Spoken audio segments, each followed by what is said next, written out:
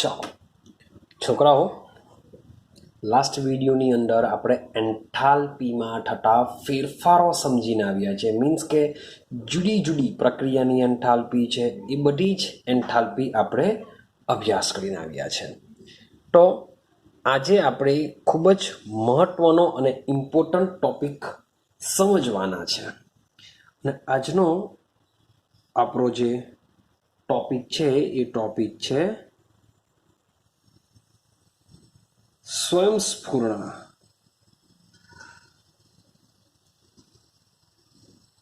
Topic છે આપણું સ્વયંસ્ફુરણા, જેને બીજી રીતના કહેવામાં આવે છે સ્વયં ભૂયતા, જેને ઇંગ્લિશમાં કહેશું સ્પોન્ટેનિયસ. યાદ રાખજો, સ્પોન્ટેનિયટી આપણે એને ઇંગ્લિશમાં કહેશું. તો સૌથી પહેલા ટોપિક પરથી ચાલુ કરીએ. સ્વયંસ્ફુરણા અથવા સ્વયંભૂયતા શું? તો દેશી ભાષામાં જો યાદ કરીએ તો સ્વયંસ્ફુરણા અથવા સ્વયંભૂયતાનો મતલબ થાય પોતાની રીતે થવું અથવા તો આપમેળે થવું. પોતાની રીતે થવું અથવા તો આપમેળે થવું, તેને શું કહેવામાં આવે છે? સ્વયંસ્ફુરણા અથવા સ્વયંભૂયતા કહેવામાં આવે છે. ચાલો બરાબર સમજતા જજો. આપણે ચેપ્ટર ભણીએ છીએ ઉષ્માગતિશાસ્ત્ર. તો આપણે ઉષ્માગતિશાસ્ત્રનો શૂન્ય નિયમ ભણીને આવ્યા. મીન્સ કે મેં તમને કીધેલું છે કે શૂન્ય નિયમ શું છે. શૂન્ય નિયમ એવું કહે છે કે જે ઉષ્મા છે એ ઉષ્મા ગરમ છેડાથી ઠંડા છેડા તરફ વહે છે. આ ઉષ્માગતિશાસ્ત્રનો શૂન્ય નિયમ છે કે માન લો કે લોખંડનો સળિયો હોય તો એનો એક છેડો હું ગરમ કરું છું, તો એ જે ઉષ્મા છે એ ઉષ્મા શું કરશે? માત્ર ને માત્ર એના ગરમ છેડા પર નહીં રહેશે, પણ એ ઉષ્મા ક્યાં જશે? તેના ઠંડા છેડા પર, ઠંડા છેડા તરફ જશે. તમે ઉષ્મા આપવાનું બંધ કરી દેશો, તેમ છતાં પણ એનો જે ગરમ છેડો છે, એનો જે ઠંડો છેડો છે, થોડા સમય બાદ આખા સળિયાની ઉષ્મા કેવી થઈ જતી હોય છે? સમાન થઈ જતી હોય છે. આ ઉષ્માગતિશાસ્ત્રનો શૂન્ય નિયમ છે કે ઉષ્મા શું કરશે? ગરમ છેડાથી ઠંડા છેડા તરફ વહે છે. ક્લિયર? ચાલો સેમ આપણે સમજીને આવ્યા ઉષ્મા ગતિશાસ્ત્રનો ભાઈ પ્રથમ નિયમ પર સમજીને આવ્યા કે ઉષ્માગતિશાસ્ત્રનો જે પ્રથમ નિયમ છે એ પ્રથમ નિયમ ઉષ્મા અને કાર્ય સાથે સંકળાયેલો છે. શાની સાથે? ઉષ્મા અને કાર્ય. એટલે કે આપણી જે પ્રણાલી છે એ પ્રણાલી ઉષ્મા ગુમાવશે કે ભાઈ શોષણ કરશે, ત્યારે પ્રણાલી દ્વારા અથવા તો પ્રણાલી પર કાર્ય થશે. આ બધી જ વસ્તુ આપને ઉષ્માગતિશાસ્ત્રના પ્રથમ નિયમ પરથી મળે છે. આટલું ક્લિયર છે? ચાલો, પરંતુ આ જે બે નિયમ છે, શૂન્ય નિયમ છે, આપણો જે પ્રથમ નિયમ છે, આ બંને નિયમ જે ઉષ્મા છે એ ઉષ્માના વહનની દિશા, ઉષ્માના વહનની દિશા વિશે કંઈ પણ વસ્તુ કહેતા નથી. ભાઈ મૌન રહે છે કે ભાઈ ઉષ્મા ક્યાંથી ક્યાં જશે, કઈ દિશામાં વહેશે.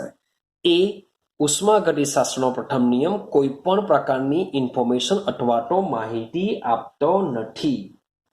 પરંતુ આપણને એટલું વસ્તુ ખબર પડશે કે જે ઉષ્મા હોય છે એ ઉષ્માનો જે પ્રવાહ છે એ ઉષ્માનો પ્રવાહ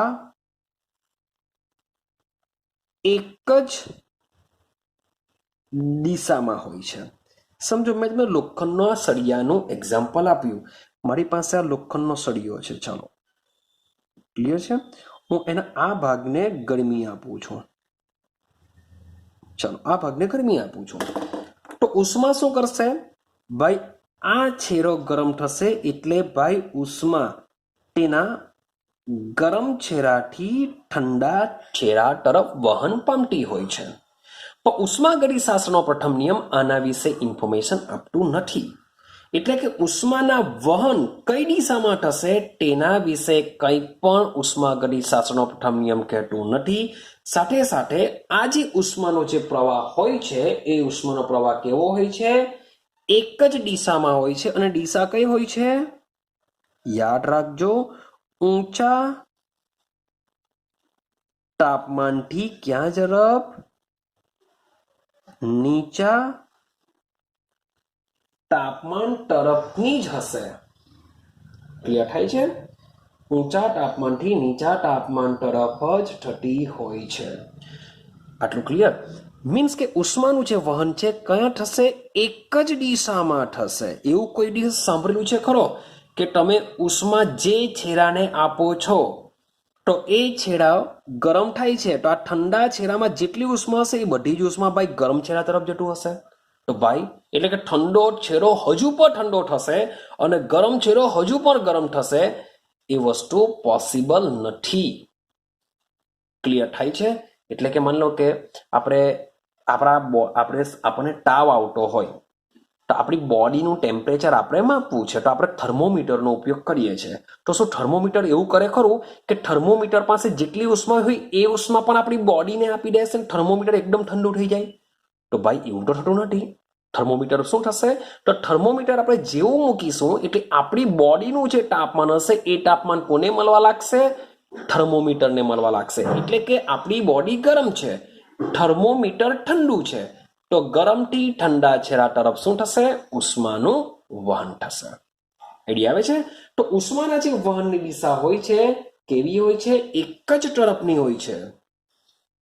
આપણે લખી શકીએ છીએ કે ઉષ્માના વહનની દિશા કેવી હોય છે?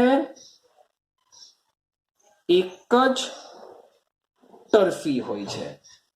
હવે આ જે વસ્તુનું જે વાત કરું છું કે ઉષ્માના વહનની દિશા એક જ તરફી હોય છે એ તમે રાસાયણિક પ્રક્રમ લઈ લેવું કે ભૌતિક પ્રક્રમ લઈ લેવું, બધામાં આ જ કન્ડિશન થશે.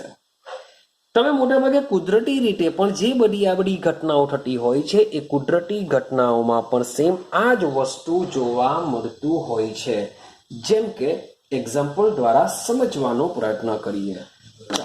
માની લો કે મારી પાસે એક ટ્રે છે, એવું સમજો આ એક રકાબી છે, ટ્રે વોટેવર જે બી લેવું તો લેવું. એમાં મેં બરફ મૂક્યો છે. આ શું છે? બરફના ટુકડા છે. ચાલો હવે આ મેં ડીપ રેફ્રિજરેટરમાંથી બરફ કાઢ્યો છે અને એક રકાબીમાં ઓરડાના તાપમાને મૂકી દીધું. તો તમે થોડા સમય બાદ ઓબ્ઝર્વેશન કરશો તો તમને બરફનું રૂપાંતર શામાં થઈ ગયેલું જોવા મળશે? પાણીમાં થઈ ગયેલું જોવા મળશે. તો તમે કહેશો, અંદાજો લગાવશો કે અહીં જે આપણી પ્રણાલી તરીકે કોણ છે? ભાઈ બરફ છે. એ બરફ શું કરશે? પર્યાવરણ માંથી ઉષ્મા મેળવશે. જે પ્રણાલી તરીકે કોણ છે? આપણી બરફ છે. એ બરફ શું કરશે? પર્યાવરણમાંથી ઉષ્મા મેળવશે એટલે કે એનું પાણીમાં રૂપાંતર થશે. હવે ઉલટું વિચારીએ. માન લો કે મારી પાસે પાણી છે. આ પાણીને મેં ઓરડાના તાપમાને રાખ્યું છે. મીન્સ કે સમજો આપણો રૂમ આપણે ઇન્ડિયાની વાત કરીએ છીએ. ભાઈ હું તમને કંઈક ધ્રુવ પ્રદેશમાં લઈ ગયો નથી. આપણે આપણા ઇન્ડિયાની વાત કરીએ છીએ, આપણે આપણા સુરતની વાત કરીએ છીએ એવું સમજીને ચાલો. સુરતની આપણે ઇન્ડિયાની જ વાત કરો, બહુ ઇનફ છે. તો સમજો આ જે પાણી છે એ પાણીને આપણે ઓરડાના તાપમાને રાખીએ તો શું આ પાણીમાંથી બરફ બની જશે ઓરડાના તાપમાને? વિચારો, ઇમેજિનેશન કરો કે આ પાણી શું કરશે? ઉષ્મા ગુમાવીને શું બરફમાં રૂપાંતર પામી શકશે? તો ભાઈ આ જે પ્રોસેસ છે એ પ્રોસેસ પોસિબલ નથી. ક્યારે? ઓરડાના તાપમાને આ વસ્તુ શક્ય હોતું નથી. તો અહીં પણ જે ઉષ્માના જે વહનની દિશા હોય છે એ કેવી હોય છે? એક તરફની હોય છે, એક જ તરફ હોય છે. ક્લિયર? માન લો કે હજુ બી એક એક્ઝામ્પલ સમજીએ.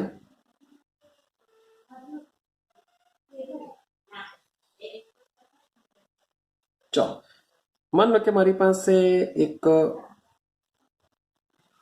આ ડમ્બેલ્સિયા છે. ડમ્બેલ્સિયા નથી ભાઈ, આપણું મીન્સ કે આમાં શું કરેલું છે? વાયુ ભરેલો છે એવું સમજીને ચાલો. આમાં અહીં એક વાલ્વ રાખેલો છે.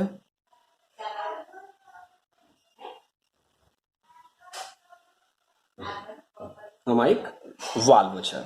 તો અહીં મેં વાયુ ભરી દીધેલો છે. કોઈ બી એક વાયુ લઈ લો, કોઈ બી એક વાયુ લઈ લો.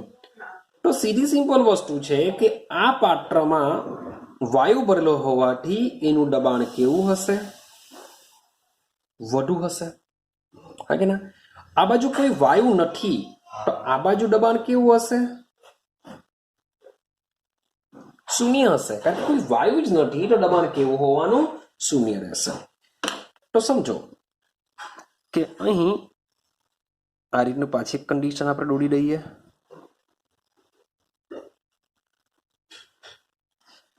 હવે માની લઈએ કે આ વાલ્વને હું ઓપન કરી દઉં, આ વાલ્વને ઓપન કરી દઉં તો શું થશે? તમને થોડા સમય બાદ જોવા મળશે કે જે વાયુ હોય છે એ વાલ્વને ઓપન કરતા તેમાં સમગ્ર ફેલાઈ જશે. હવે તમે માપવાનો પ્રયત્ન કરશો તો આ ભાગમાં જે દબાણ હશે એટલું જ આ ભાગમાં પણ દબાણ જોવા મળશે. બંનેમાં તમને દબાણ કેવું જોવા મળશે? એક સરખું તમને જોવા મળશે.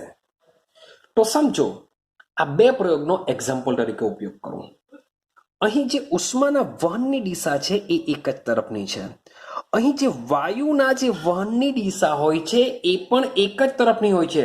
શું એવું થવાનું ખરું કે આખા પાત્રમાં આ રીતના વાયુ હોય અને વાયુને આપણે કહીએ કે ભાઈ વાયુ તું એક કામ કર, આ પાત્રમાં ચાલ્યો જા, કંઈ પણ વગર, યાદ રાખજો શબ્દ બોલું છું, માત્ર પોતાની રીતે એમને એમ જ કોઈ પણ આપણે બાહ્ય દબાણ કે બાહ્ય રીતનું કાર્ય કંઈ પણ કરવાનું નથી. માત્ર એવી રીતના જ, ખાલી એમ જ કે ભાઈ આ વાયુને કહે કે તું આ બાજુ જા, તો એ જશે? તો ભાઈ એ નહીં જશે. આઈડિયા આવે છે? તો અહીં વાયુના જે વહનની દિશા હોય છે તે પણ કેવી હોય છે? એક તરફની હોય છે. બીજું એક એક્ઝામ્પલ સમજો. માન લો કે મારી પાસે કાર્બન છે, કોલસો છે, એને હું હવાની હાજરીમાં ગરમ કરું છું તો બનશે આમાંથી CO2. સીધી સિમ્પલ વસ્તુ છે કે કાર્બનને ગરમ કરવાથી શું બનશે? CO2 બનતું હોય છે. હવે તમે CO2 ને લઈ આવો અને CO2 ને એમ કહો કે ભાઈ CO2 તું એક કામ કર, કાર્બન અને O2 તું છૂટો કરી દે, તો એ છૂટો કરી શકશે? કોઈ પણ બાહ્ય દબાણ કે બાહ્ય કાર્ય વગર. શું CO2 માંથી C વત્તા O2 શું આ રિએક્શન પોસિબલ છે? તો ભાઈ આ રિએક્શન પોસિબલ નથી. તો તમે આ જે બધા એક્ઝામ્પલ તમે જો ચેક કરશો તો આ એક્ઝામ્પલની અંદર જે રિએક્શન છે એ રિએક્શન બધી કેવી થાય છે? એક તરફી થાય છે, એક જ તરફની થાય છે. બંને પ્રકારની રિએક્શન શક્ય હોતી નથી. તમે આજે માન લો કે સળિયાની વાત કરેલી કે સળિયાનો ભાઈ ગરમ છેડાથી ઉષ્મા ઠંડા છેડા તરફ જાય છે, ગરમથી ઠંડા છેડા તરફ જાય છે. શું ઠંડાથી કોઈ વાર તમે ગરમ છેડા તરફ કોઈ જતું જોયું છે? તો ભાઈ વસ્તુ પોસિબલ નથી. હવે એક પાત્રમાં વાયુ છે, બીજા પાત્રમાં વાયુ નથી. માન લે કે જ્યારે વાલ્વ ખોલવામાં આવે છે ત્યારે બંને પાત્રમાં વાયુ એક સરખી રીતે મિશ્રણ થઈ જાય છે, ભેગો થઈ જાય છે. પણ શું કે બંને પાત્રમાં જ્યારે વાયુ ભરેલો હોય ત્યારે વાયુ પોતાની રીતે એક પાત્રમાં વાયુ ખાલી થઈ જશે અને બીજા પાત્રમાં ચાલ્યો જશે. તો આ વસ્તુ સ્વયંસ્ફુરિત થઈ શકવાનું નથી, પોતાની રીતે થઈ શકવાનું નથી. શું કાર્બન અને ઓક્સિજન એકબીજા સાથે પ્રક્રિયા કરીને CO2 બનાવે છે? શું CO2 કાર્બન ડાયોક્સાઇડ શું કાર્બન ને ડાયઓક્સિજનમાં ફેરવાય? તો ભાઈ એ પોતાની રીતે ફેરવાઈ શકવાનું નથી. બાકી તો આપણે ઉચ્છ્વાસમાં CO2 કરે તો ભાઈ જો જાતે જ જો ફેરવાઈ જતું હોય તો ભાઈ કોલસો પડશે, જેવું નાકમાંથી નીકળશે કોલસો પડશે અને O2 નીકળી જશે પાછો. આપણે O2 નો ઉપયોગ કરી શકીએ, પણ આ વસ્તુ પોસિબલ થતું નથી. જેથી આ જે બધા ફેરફારો છે એ બધા ફેરફારો કેવા છે? એક જ દિશામાં હોય છે. આ ફેરફારો એક જ દિશામાં હોય છે. આટલું ક્લિયર થયું? ચાલો, તો ભાઈ સવાલ એવો આવે કે ભાઈ આમાં આપણે સ્વયંસ્ફુરિત રીતે શું પોતાની રીતે કેવી રીતના થતું હશે? સવાલ એવો આવે કે આ બધામાં પોતાની રીતે અથવા તો એને આપણે કહીએ છીએ સ્વયંસ્ફુરિત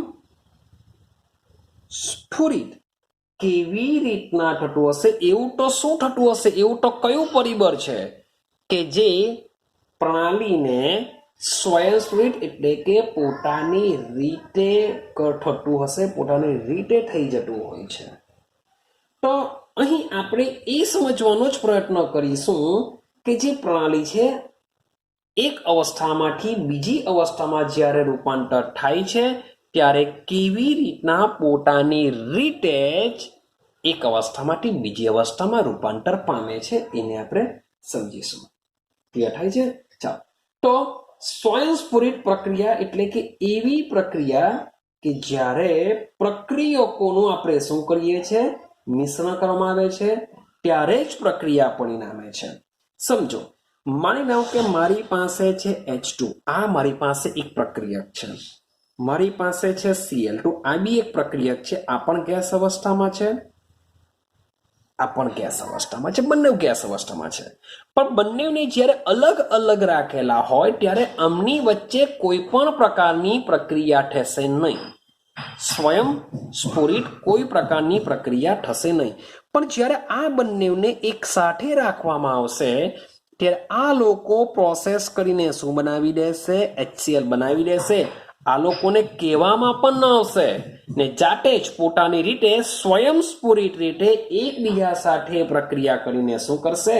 નિપજ બનાવી દેશે. એટલે કે જ્યારે પ્રક્રિયકોનું મિશ્રણ કરવામાં આવે છે ત્યારે પ્રક્રિયા પરિણામે છે. કહી શકીએ આપણે કે પ્રક્રિયકોનું શું કરીશું? આપણે મિશ્રણ કરીશું ત્યારે જ આપણી જે પ્રક્રિયા છે એ પ્રક્રિયા પરિણામે છે. કે પ્રક્રિયકો જ્યારે અલગ અલગ હશે ત્યારે કોઈ રિએક્શન થતી નથી, પણ પ્રક્રિયા જ્યારે એકબીજા સાથે મિશ્રણ થઈ ગયેલા હોય પ્રક્રિયકો ત્યારે પ્રક્રિયા થઈ શકે છે. હવે એક બીજું એક્ઝામ્પલ સમજો. માન લો કે હું ઓરડાના તાપમાને એક રૂમમાં O2 લઈ લઉં છું, H2 લઈ લઉં છું. આ બંને પ્રક્રિયકોને હું મિશ્રણ કરી દઉં છું. બંને પ્રક્રિયકોને મિશ્ર કરી દઉં છું. આ બંને પ્રક્રિયકોને મિશ્રણ કરતા તમને શું લાગે કે શું રિએક્શન થતી હશે? એટલે કે આ બંનેને મિશ્રણ કરવાથી બનતું હશે H2O. શું બનતું હોય છે? H2O. એકચ્યુઅલી તમે વિચારો કે આ જો રિએક્શન પોસિબલ હોય તો ડાયહાઇડ્રોજન બી જોવા મળતો હોય છે. જો આ બંને જો પ્રોસેસ કરી દેશે તો ભાઈ પાણીને પાણી જ બન્યા કરશે, તો આપણા માટે O2 કેવો થઈ જશે? ગાયબ થઈ જશે. તો એકંદરે જો જોઈએ તો આપણે એવું કહી શકીએ કે આ રિએક્શન થતી નથી. પણ એકચ્યુઅલી એટલે કે આપમેળે થતી નથી. જો રિએક્શન થતી નથી નો મતલબ થાય આપમેળે થતી નથી. આ રિએક્શન કરાવવી પડશે.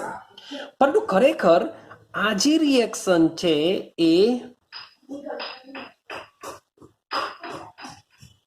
થાય છે. આ રિએક્શન પોસિબલ છે, થાય છે, પણ કેવી થાય છે? શબ્દ લખું છું અગાડી, ખૂબ જ ધીમી રીતે થાય છે.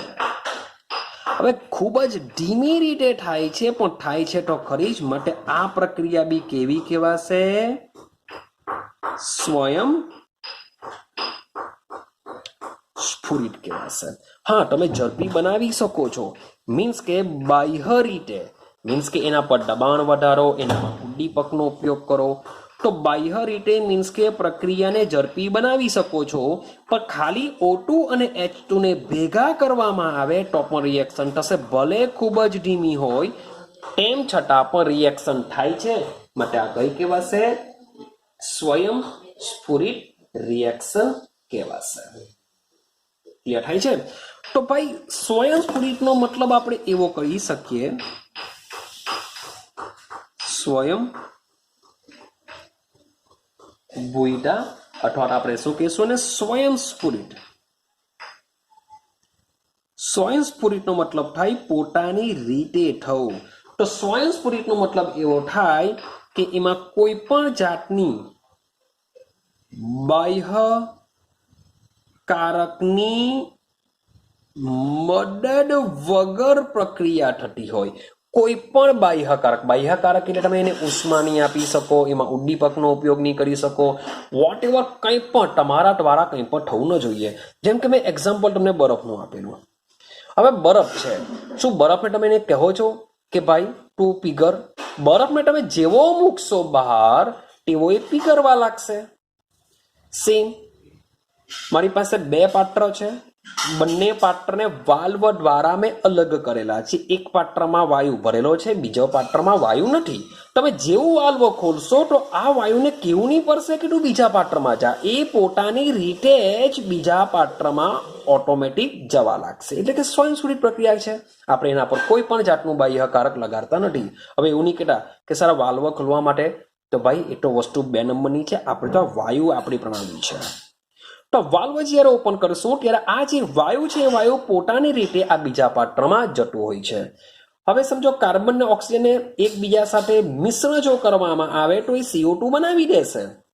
પણ આ જે CO2 છે, કાર્બનને O2 ને ભેગા કરવાથી CO2 બની જ જશે. એ પોતાની રીતે આપમેળે થતી રિએક્શન છે.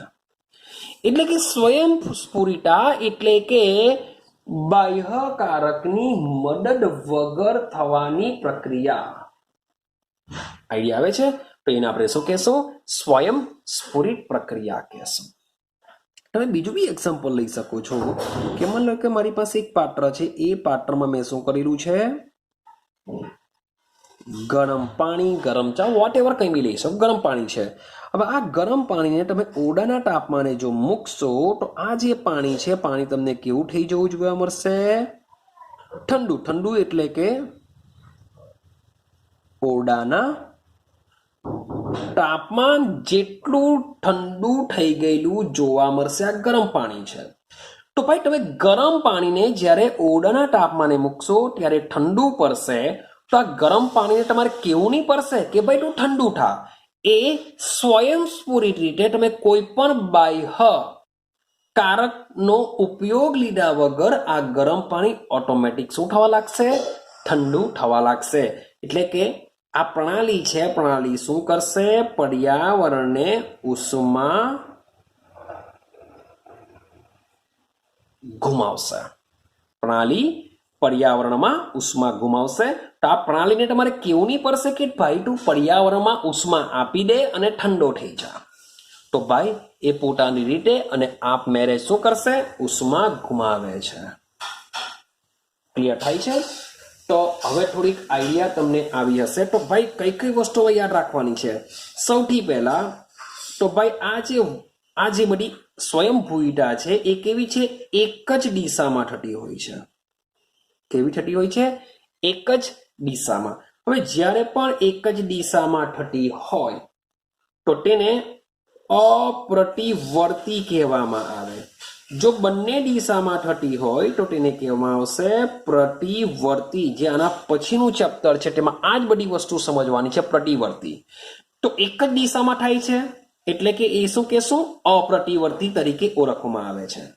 ચાલો બીજો પોઈન્ટ એક યાદ રાખવાનો છે કે ભાઈ આ પોતાની રીતે સ્વયંભૂયતા આપણે સમજીએ છીએ. સ્વયંભૂયતા એટલે કે પોતાની રીતે ક્યારે? બાહ્ય કારકની ગેરહાજરીમાં થશે. શું થશે? બાહ્ય કારકની ગેરહાજરીમાં થતી હોય છે. તો ભાઈ આપણે જો મીન્સ કે સમજવું હોય સ્વયંભૂયતા, તો સ્વયંભૂયતા કોને કહેવાશે? તો સ્વયંભૂયતા એટલે કે જો સમજો ગરમમાંથી ઠંડુ બન્યું એટલે કે ભાઈ અવસ્થા તો ચેન્જ થઈ. H2O2 ભેગા થઈને H2O બન્યા એટલે કે અવસ્થા ચેન્જ થઈ. એક અવસ્થામાંથી બીજી અવસ્થામાં, એક અવસ્થામાંથી બીજી અવસ્થામાં, એક અવસ્થામાંથી બીજી અવસ્થામાં. એટલે કે અહીં પ્રણાલી શું કરે છે? એક અવસ્થામાંથી બીજી અવસ્થામાં જાય છે. એને પ્રક્રમ થયેલું કહેવાશે. શું કહેવાશે? એને પ્રક્રમ કહેવાશે. તો સમજો વ્યાખ્યા એની શું બનશે? તો ભાઈ સ્વયંભૂયતા એટલે કે તમારો જે પ્રક્રમ હશે એ પ્રક્રમ એક અપ્રતિવર્તી પ્રક્રમ છે. પ્રક્રમ કેવો હશે? પ્રક્રમ કેવો? અપ્રતિવર્તી પ્રક્રમ છે. કેમ અપ્રતિવર્તી? ભાઈ આ જે ઠંડુ પાણી હશે ઓરડાના તાપમાને મૂક્યું હશે. હવે તમે એમ કે ભાઈ તું ગરમ થઈ જા, તો ભાઈ એ ગરમ થવાનું નથી. તમે એમ કહેશો કે સર હું સવારના 6 વાગે પાણી મૂકી દઉં ને તમે બપોરે 12 વાગે ચેક કરશો તો એ પાણી ગરમ થઈ ગયેલું હશે. તો ભાઈ તમારું મેં લખેલું જ છે ઓરડાના તાપમાને, કે તમારું ઓરડાનું જેટલું તાપમાન હશે એટલું જ તાપમાન તમારું શાનું હશે? પાણીનું હશે. એટલું દિમાગમાં ફિટ કરીને ચાલો. બાકી 6 વાગે મૂકો ને 12 વાગે ચેક કરશો તો પાણી ગરમ થઈ ગયેલું હશે. નાની પાનું પણ માન લો કે ઠંડુ પાણી એટ અ ટાઈમ વિચારો, 1 કલાક વિચારો કે તમે જે પાણી મૂકેલું હશે એ પાણી ઠંડુ હશે તો શું એકદમ ગરમ થઈ જશે? તો આ રિવર્સ પ્રોસેસ શક્ય નથી. હા, ગરમ પાણીમાંથી ઠંડુ બની જશે. એટલે કે ઉષ્મા ગરમથી હંમેશા ઠંડા છેડા તરફ એક જ દિશામાં જતી હોય છે, ગરમથી ઠંડા છેડા તરફ. તો આ જે પ્રક્રમ છે, પ્રક્રમ કેવો હોય છે? એક જ દિશામાં જાય છે એટલે કે અપ્રતિવર્તી પ્રક્રમ છે. અને તેને કોઈ બાહ્ય કારક સિવાય, જો બાહ્ય કારક સિવાય પ્રતિવર્તી શબ્દ છે, પ્રતિવર્તી કરી શકાતો નથી. બાહ્ય કારક સિવાય મીન્સ કે જો તમે એને બાહ્ય કારક જો લગાડો તો એ પ્રતિવર્તી થઈ શકે. એટલે ગરમ પાણી ઠંડુ છે અને તમે ઉષ્મા આપો તો એ ફરીથી પાછું ગરમ બની શકે છે. એટલે કે પ્રતિવર્તી કરી શકાય છે. પણ ક્યારે પ્રતિવર્તી? તમારે બાહ્ય કારક આપવું પડે. પણ બાહ્ય કારક સિવાય એ પ્રતિવર્તી કરી શકતો નથી. તો આ છે સ્વયંભૂયતાનું લક્ષણ. અને બીજી વસ્તુ યાદ રાખજો કે આ સ્વયંભૂયતા, આપણે સ્વયંભૂયતા સમજી લીધી કે સ્વયંભૂયતા એટલે શું? સ્વયંભૂયતા એટલે કે પોતાની રીતે આપમેળે થતું પ્રક્રમ. એટલે કે પ્રણાલી એક અવસ્થામાંથી બીજી અવસ્થામાં જાય છે એ પોતાની રીતે જાય. બરફ પોતાની રીતે પાણીમાં રૂપાંતર પામે છે તો એને બરફની સ્વયંભૂયતા કહેવાશે. ગરમ પાણી ઠંડુ થાય છે તો એને એની સ્વયંભૂયતા કહેવાશે. તો અહીં જે પ્રક્રમ જે થાય છે એ પ્રક્રમ અપ્રતિવર્તી પ્રક્રમ છે. સ્વયંભૂયતા અપ્રતિવર્તી પ્રક્રમ છે અને કોઈ પણ બાહ્ય કારક સિવાય પ્રતિવર્તી કરી શકાતું નથી. હવે સમજો કે આ જે પ્રક્રમની વાત કરીએ છીએ, પ્રક્રમનો મતલબ એમ થાય કે હંમેશા જે ઉષ્મા છે એ ઉષ્મા આપણને ખબર છે ગરમથી ક્યાં જશે? ઠંડા ભાગ તરફ જાય છે. ગરમથી ઠંડા ભાગ. તો ભાઈ ગરમથી ઠંડા ભાગ તરફ જાય છે તો ભાઈ એનો વેગ કેટલો હશે? કેટલી સ્પીડથી જતું હશે? એનો વેગ કેટલો હશે? એટલે કે એની ગતિકી. વેગ આવશે એટલે કે શબ્દ આવશે ગતિકી. કોઈ પણ રાસાયણિક પ્રક્રિયાનો વેગ સમજવું હશે તો આપણે કોનો અભ્યાસ કરવો પડશે? રાસાયણિક ગતિકી, જે 12 સાયન્સમાં ચેપ્ટર આવશે, જેમાં આપણે રાસાયણિક પ્રક્રિયાનો વેગનો અભ્યાસ કરીશું. આ ચેપ્ટરમાં આપણે શરૂઆતના પહેલા જ વિડીયોની અંદર રાસાયણિક ગતિકી વિશે વાત કરી છે. કે રાસાયણિક ગતિકી એટલે કે એવું શાસ્ત્ર કે જે માત્ર ને માત્ર પ્રક્રિયાના વેગ વિશે ઇન્ફોર્મેશન આપતું હોય. તો અહીં જે સ્વયંભૂયતા છે એ સ્વયંભૂયતા પણ પ્રક્રિયાના વેગ વિશે કોઈ પણ પ્રકારની તમને માહિતી આપશે નહીં. ક્લિયર થાય છે? સ્વયંભૂયતા શું છે? આઈ હોપ સો તમને આઈડિયા આવી હોય કે સ્વયંભૂયતા શું છે. સ્વયંભૂયતાનો મતલબ એવો થાય કે જ્યારે પ્રણાલી એક અવસ્થામાંથી બીજી અવસ્થામાં રૂપાંતર પામે છે તે પોતાની રીતે અથવા તો આપમેળે બાહ્ય કારક સિવાય રૂપાંતર પામે. અને આ જે સ્વયંભૂયતા છે હંમેશા એક જ દિશામાં થતી હોય છે, બે દિશામાં થતી હોતી નથી. આઈડિયા આવે છે? માન લો કે તમારી પાસે તમે એક પાણી લઈ લીધું, એ પાણીમાં તમે તમારી બોલપેનની શાહી નાખી દીધી અને પાણી રંગીન બની ગયું. હવે તમે એમ કહો કે સાઈ તું ભાઈ બહાર નીકળી જા અને પાણી જેવું છે તેવું થઈ જાય, તો ભાઈ આ રિએક્શન બાહ્ય કારક વગર શક્ય નથી. શબ્દ સમજો.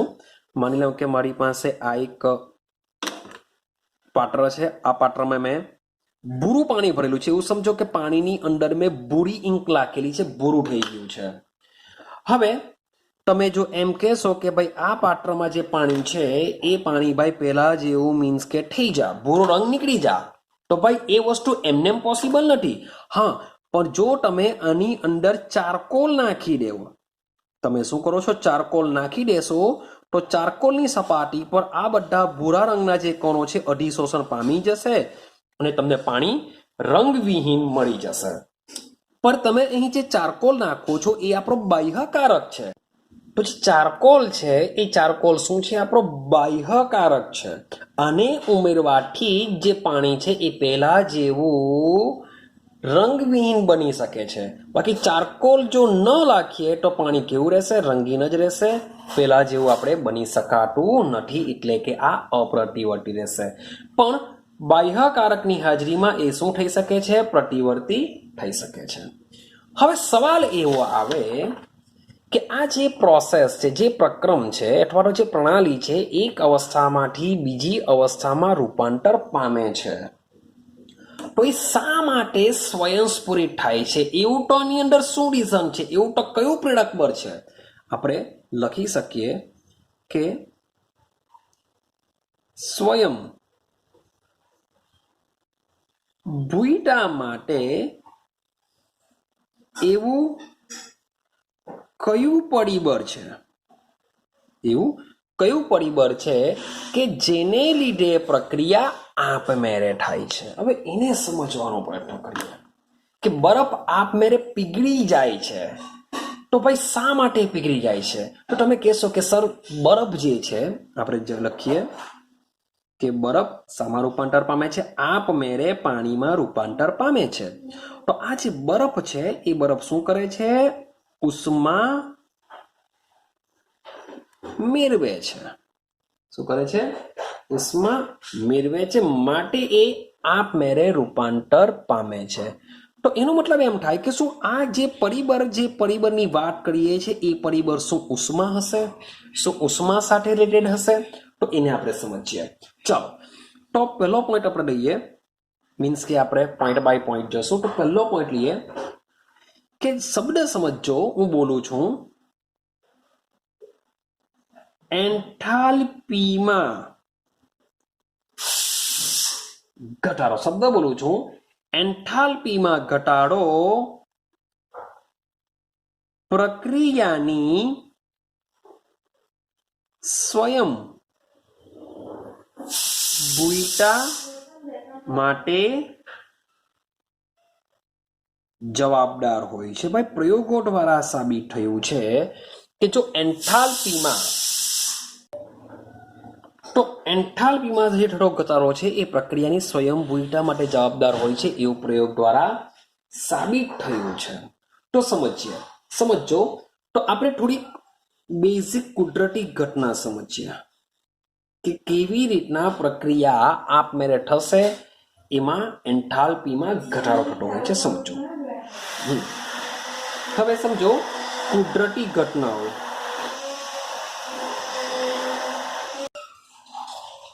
જેવી કે માન લો કે મારી પાસે એક ટેકરી છે, મારી પાસે શું છે, આ એક ટેકરી છે, નાની અમથી પહાડની કહી શકાય, એક ટેકરી છે.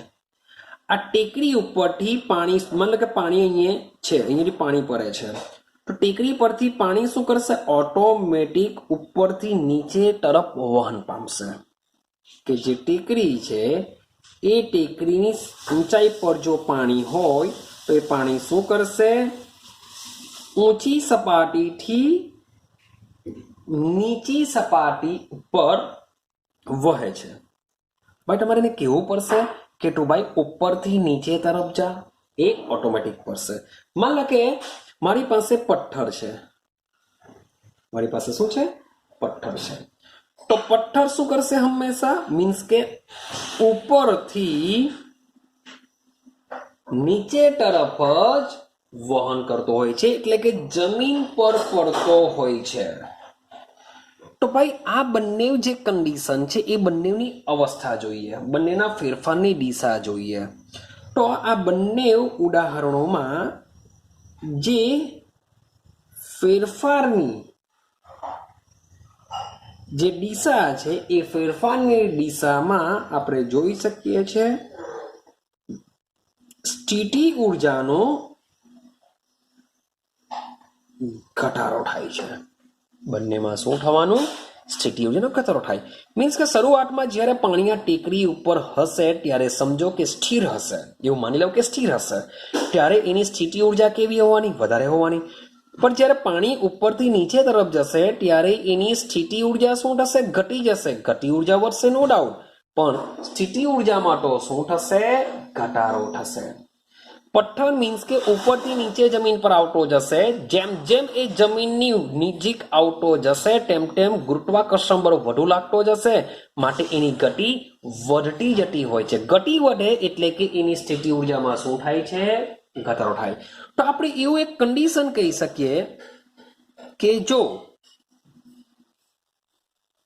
સ્થિતિ ઉર્જામાં ઘટાડો થાય, આપણે સ્થિતિ કાલ લખીએ, માત્ર ઉર્જા જ લઈએ, કારણ કે આ બે એક્ઝામ્પલમાં સ્થિતિ ઉર્જા હતી. પણ જો ઉર્જામાં ઘટાડો થાય, કારણ કે એ ભૌતિક પ્રક્રમ હતું, ભૌતિક પ્રણાલી જેવું હતું, આપણે રાસાયણિક કેમિસ્ટ્રીની વાત કરીશું, તો કેમિસ્ટ્રીની અંદર આપણે માત્ર ને માત્ર ઉર્જા વાપરીએ. તો જો ઉર્જામાં ઘટાડો થાય તો એવું કહી શકાય કે જે રાસાયણિક જે પ્રક્રિયા છે એ કેવી થશે, આપમેળે થશે. શું થવું જોઈએ, ઉર્જામાં ઘટાડો થાય તો પ્રક્રિયા આપમેળે થવી જોઈએ. હવે ઉર્જામાં ઘટાડોનો મતલબ એવો થાય કે ઉર્જામાં ઘટાડો એટલે કે ડેલ્ટા એચ ની વેલ્યુ શું હોવી જોઈએ, માઇનસ અથવા તો ઋણ હોવી જોઈએ. ડેલ્ટા એચ ની વેલ્યુ માઇનસ એટલે કે પ્રોસેસ થશે ઉષ્માક્ષેપક પ્રોસેસ. તો જે પણ ઉષ્માક્ષેપક પ્રોસેસ હશે એ ઉષ્માક્ષેપક પ્રોસેસની અંદર પ્રક્રિયા આપમેળે થતી હોય છે. કેમ, તમે આપણે મોટે ભાગે એક સેન્ટેન્સ આગળ બોલીને આવ્યા છે કે જે ઉર્જા છે, જે ઉષ્મા છે, એ ઉષ્મા હંમેશા શું કરશે, ગરમ ભાગથી ઠંડા ભાગ તરફ એક જ દિશામાં વહન પામતી હોય છે. તેના ગરમ ભાગથી ઠંડા ભાગ તરફ. તો ગરમ ભાગથી ઠંડા ભાગ તરફ જો વહન પામે એટલે કે ગરમ ભાગ ઉષ્મા કોને આપશે, ઠંડા ભાગને આપશે. એટલે કે ગરમ ભાગની ઉષ્મામાં તો શું થવાનો, ઘટાડો થવાનો, એટલે કે માઇનસમાં આવશે. ક્લિયર થાય છે? ચાલો, તો આપણે કેમિસ્ટ્રીમાં એવી રિએક્શન ચેક કરીએ. રિએક્શન જે કેવી હોવી જોઈએ, ઉષ્માક્ષેપક હોવી જોઈએ. આ બધી જ રિએક્શન કેવી થશે, પોતાની રીતે આપમેળે થશે. જેમ કે એમોનિયા બનાવવાની હેબર પદ્ધતિનું એક્ઝામ્પલ લઈએ. N2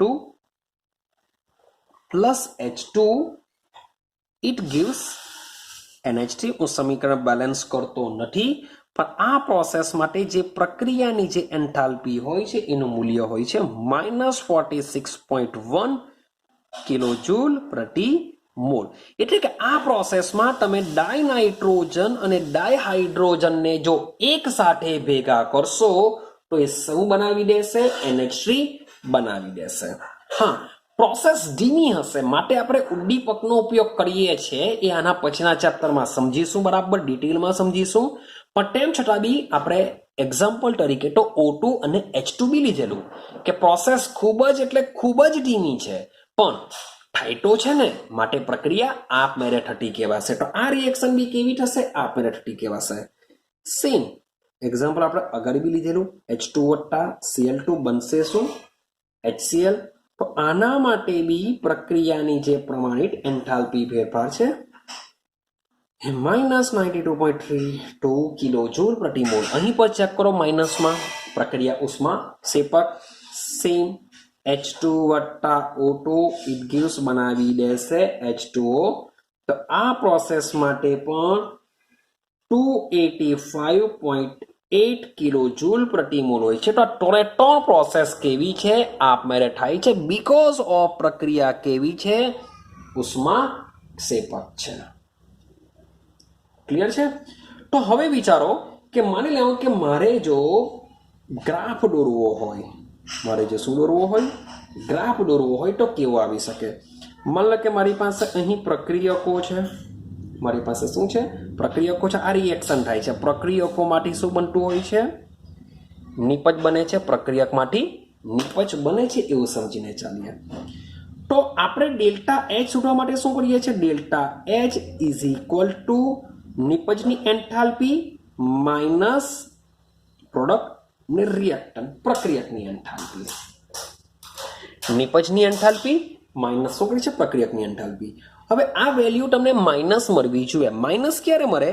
જો પ્રક્રિયકની એન્થાલ્પી વધારે હોય તો જ તમને ડેલ્ટા H માઇનસમાં મળે, તો જ એ પ્રોસેસ ઉષ્માક્ષેપક બનશે. તો જ પ્રોસેસ કઈ બનશે? ઉષ્માક્ષેપક. તો સવાલ એવો આવે કે એન્થાલ્પીમાં આ જે થતો ફેરફાર છે એમાં પ્રક્રિયકોની જે એન્થાલ્પી છે કેવી હોવી જોઈએ? વધારે હોવી જોઈએ. તો સમજો ઉષ્માક્ષેપક પ્રોસેસ માટે અહીં આટલે ગાડી માનીને ચાલીએ કે અહીં કોણ હશે? આપણો HR હશે. આ HR મીન્સ કે કોણ હશે? પ્રક્રિયકોની એન્થાલ્પી હશે. શું હશે? આ પ્રક્રિયકોની એન્થાલ્પી હોય છે. અને HP મીન્સ કે નિપજની એન્થાલ્પી ઓછી હોવી જોઈએ. તો માની લઈએ કે આ મીન્સ કે અહીં જે છે એ એન્થાલ્પી દર્શાવે છે. તો આ જે છે આપણે અહીંયા HP હશે, અહીં કોણ હશે? નિપજની એન્થાલ્પી હશે. તો સમજો આ છે આપણી પ્રક્રિયકની એન્થાલ્પી, અહીં છે આપણે નિપજની એન્થાલ્પી. તો આ બેનો જે તફાવત છે એ તફાવતને આપણે ડેલ્ટા H કહીએ છીએ, કે જેને પ્રક્રિયામાં ઉદ્ભવેલી, શબ્દ જોજો, ડેલ્ટા H એટલે કે શું થશે? પ્રક્રિયામાં ઉદ્ભવેલી. કેમ ઉદ્ભવેલી લખીએ છીએ? કારણ કે માઇનસમાં છે. માઇનસનો મતલબ જ થાય કે તમને નિપજની સાથે ઉષ્મા મળશે. પ્રક્રિયા ઉષ્માક્ષેપક છે એટલે કે આ રિએક્શન જ્યારે થાય ત્યારે ઉષ્મા ઉત્પન્ન થતી હોય છે. એટલે કે પ્રક્રિયામાં ઉદ્ભવેલી આ ચોખ્ખી ઉર્જા આટલી હશે, તમે જો બાદકી કરો તો. એટલે કે ઉષ્માક્ષેપક પ્રક્રિયા કેવી હોવાની? આપમેળે થતી હોવાની. એટલે કે એવું કહી શકાય કે જે પણ પ્રક્રિયા ઉષ્માક્ષેપક હશે એ બધી જ આપમેળે થતી પ્રક્રિયા છે. એટલે કે સ્વયંભૂતા માટે આપણે એવું સમજી શકીએ, એવું ચાલક બળ આપી શકીએ કે અહીં પ્રક્રિયા દરમિયાન ઉદ્ભવતી જે ઉષ્મા છે એ ઉષ્મા પ્રક્રિયા આપમેળે કરાવે છે, એવું આપણે સમજીને ચાલીએ, એવું આ કહેવા માંગે છે. પણ ત્યારબાદ પાછું એક નવું આવ્યું કે થોડીક રિએક્શન આપણે જોઈએ. જેમ કે 1/2 N2, શબ્દ જોજો, રિએક્શન જોઈએ, 1/2 N2 plus O2 it gives બને છે નાઇટ્રોજન ડાયોક્સાઇડ. તો આ જે પ્રોસેસ છે એમાં ડેલ્ટા RH જે પ્રક્રિયાની જે એન્થાલ્પી હોય છે એ હોય છે +33.2 કિલો જૂલ પ્રતિ મોલ. એટલે કે આ પ્રોસેસ કેવી થઈ જવાની? ઉષ્મા શોષક થવાની. પ્રોસેસ કઈ થવાની? ઉષ્મા શોષક. ચલો એક બીજી રિએક્શન જોઈએ. માની લો કે મારી પાસે ગ્રેફાઇટ છે, મારી પાસે શું છે? ગ્રેફાઇટ છે, વત્તા હું લઈ લઉં છું સલ્ફર. તો આ બે વચ્ચે પ્રોસેસ થઈને બનશે કાર્બન ડાઇસલ્ફાઇડ. આને કહેશું કાર્બન ડાઇસલ્ફાઇડ. તો એના માટેની પ્રક્રિયાની એન્થાલ્પીમાં જે થતો ફેરફાર છે એ +128.5 કિલોજૂલ પ્રતિ મોલ છે. હા કે ના? ચલો માની લો કે મારી પાસે બરફ છે. એ બરફનું રૂપાંતર શામાં થાય છે? પાણીમાં થાય છે. ભાઈ બરફ તો કેવો છે? ઠંડો છે. એમાંથી બનતું પાણી હશે એ બરફ કરતા 100% કેવું હશે? ગરમ હશે. તો અહીં બરફ શું કરે છે? પર્યાવરણમાંથી ઉષ્મા મેળવે છે તો એ પાણીમાં રૂપાંતર થશે. આ ભૌતિક પ્રક્રમ છે, આ આપણો રાસાયણિક પ્રક્રમ છે. કારણ કે અહીં ભૌતિક અવસ્થા સાથે સંકળાયેલી છે, અહીં રિએક્શન થાય છે. પણ તમે ઓલ ઓવર આ ભૌતિક અને રાસાયણિક આ બંનેને ચેક કરશો તો અહીં ડેલ્ટા એચ ની વેલ્યુ પ્લસમાં છે, અહીં પણ પ્લસમાં છે. એટલે કે આ ઉષ્મા શોષક પ્રોસેસ છે. પ્રક્રિયકો ઉષ્મા આપવી પડશે, પ્રક્રિયકોને ઉષ્મા આપવી પડશે તો રિએક્શન થશે એવું વિચારીને ચાલીએ.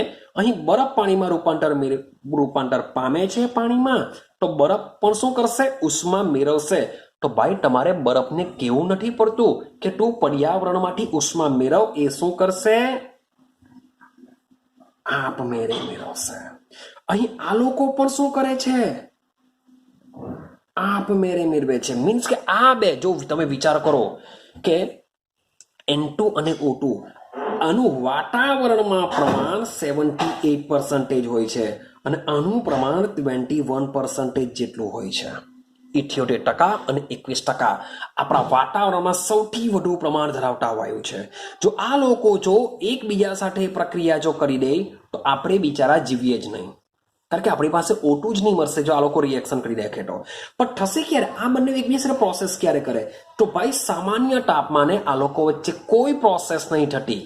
અથવા કહી શકાય કે ઉષ્મા રાસાયણિક ગતિકીના સંદર્ભમાં આ જે પ્રોસેસ છે કેવી છે? અતિ ધીમી છે. શબ્દ છે અતિ ધીમી. એકદમ એટલે એકદમ ધીમી છે. આ પ્રોસેસ થશે ક્યારે? કે જ્યારે આકાશમાં વીજળી પડતી હોય ત્યારે વીજળી પડવાથી પુષ્કળ ઉષ્મા ઉત્પન્ન થતી હોય. એ પુષ્કળ ઉષ્મા ઉત્પન્ન થાય ત્યારે આ લોકો આ ઉષ્મા મેળવશે અને આમાં રૂપાંતર પામી શકે છે. પણ પ્રોસેસ તો કેવી થાય છે? આપમેળે થાય છે. તો એવી કેટલીક રિએક્શન એવી પણ જોવા મળી કે જે ઉષ્મા શોષક, શબ્દ બોલું છું, ઉષ્મા શોષક હોવા છતાં પણ આપમેળે થાય છે. તો કન્ફ્યુઝન ઊભું થયું કે યાર હવે શું કરીએ? કે જો આપણે એવું જો સમજીએ કે આપણી જે ઉષ્મા છે એ ઉષ્મા જ આપમેળે થવાની વૃત્તિનું ચાલક બળ છે, કે ઉષ્મા દ્વારા જ પ્રક્રિયા આપમેળે થાય છે. આપણે એવું સમજતા હતા. પણ એ ઉષ્મા જે પણ રિએક્શન ઉષ્માક્ષેપક હશે એ બધામાં પ્રોસેસ આપમેળે થશે જ, નાની પારીએ. પણ એવી કેટલીક રિએક્શન એવી પણ છે કે જેમાં ઉષ્મા મેળવાય છે, એટલે કે ઉષ્મા શોષક પ્રોસેસ છે. તો ઉષ્મા શોષક પ્રોસેસમાં પણ પ્રક્રિયા આપમેળે થાય છે. માટે ઉષ્માના સંદર્ભમાં, શબ્દ બોલું છું, સોરી ફોર ધેટ, થોડુંક આવું થોડુંક મીન્સ કે થોડુંક વચમાં જે સિટીનો અવાજ આવશે તો ભાઈ એ થોડુંક સહન કરવું પડશે. કારણ કે હું ઘરેથી વિડીયો બનાવીએ તો અમારે પણ મીન્સ કે ઘણા બધા પ્રોબ્લેમો સહન કરીને આ વિડીયો અમે બનાવતા હોઈએ છીએ. એવો કોઈ અમારી પાસે પર્ટિક્યુલર ક્લાસ નથી કે જેમાં આ વિડીયો બનાવી શકીએ. તો આ જે પ્રોબ્લેમ છે મીન્સ કે થોડુંક ઘરમાં છે તો ઘરના થોડાક આ મેજર થોડાક નાના પ્રોબ્લેમ કોઈક વાર વિડીયોમાં આવી જતું હોય છે, એટલે ઇગ્નોર કરજો. ચાલો, તો હું તમને એવું કહેવા માંગુ છું કે આ જે ઉષ્મા છે એ ઉષ્મા દ્વારા મીન્સ કે ઉષ્મા ક્ષેપક છે એના દ્વારા તો પ્રક્રિયા આપમેળે થાય જ છે.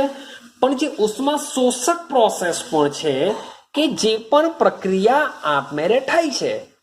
તો ઉષ્મા શોષક માટેની જો વાત કરીએ તો એના માટે જો અહીંયા માની લઉં કે હું દોરી દઉં પ્રક્રિયા, આ બાજુ લઈ લઉં નીપજો, તો સમજો કે મારી પાસે જે ડેલ્ટા એચ ની વેલ્યુ છે એ ડેલ્ટા એચ ની વેલ્યુ મતલબમાં HP માઇનસ HR, એટલે કે નીપજની એન્થાલ્પી માઇનસ પ્રક્રિયકની એન્થાલ્પી.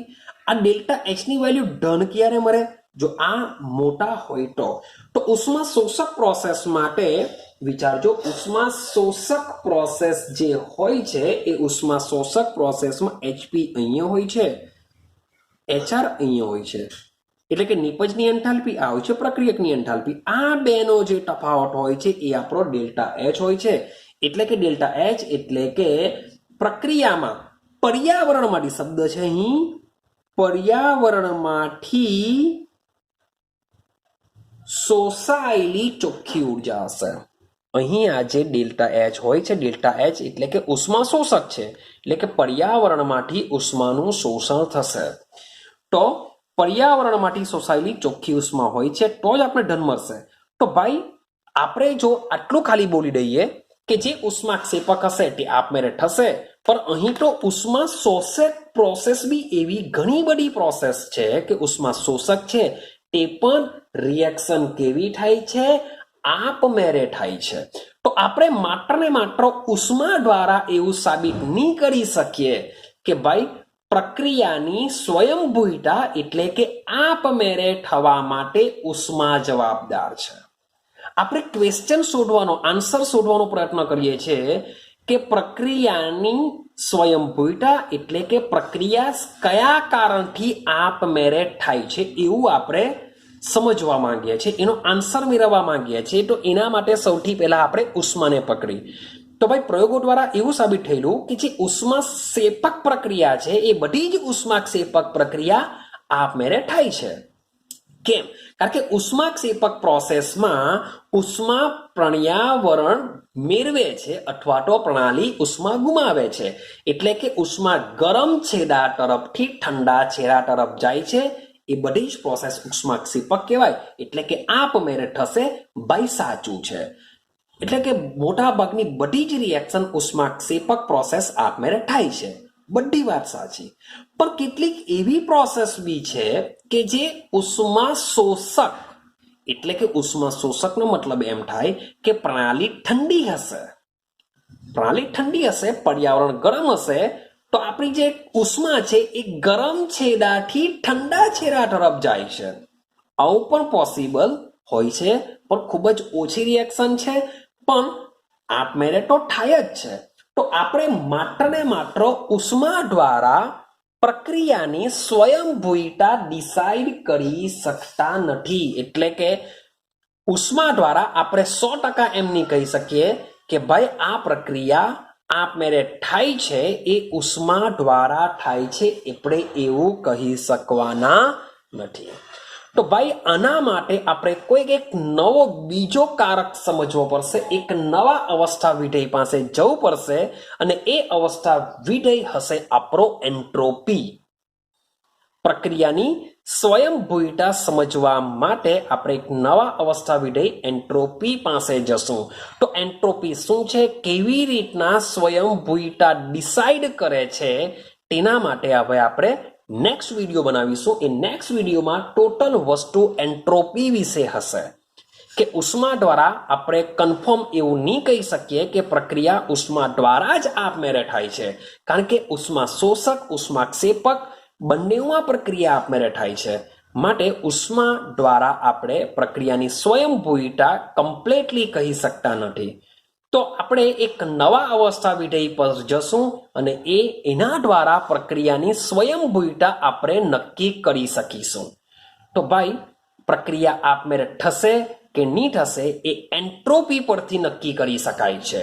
તો એના માટે એન્ટ્રોપી શું છે એ સમજવું પડશે, જે આપણે નેક્સ્ટ વિડીયોમાં સમજીશું. તો મળીશું આપણે નેક્સ્ટ વિડીયોની અંદર.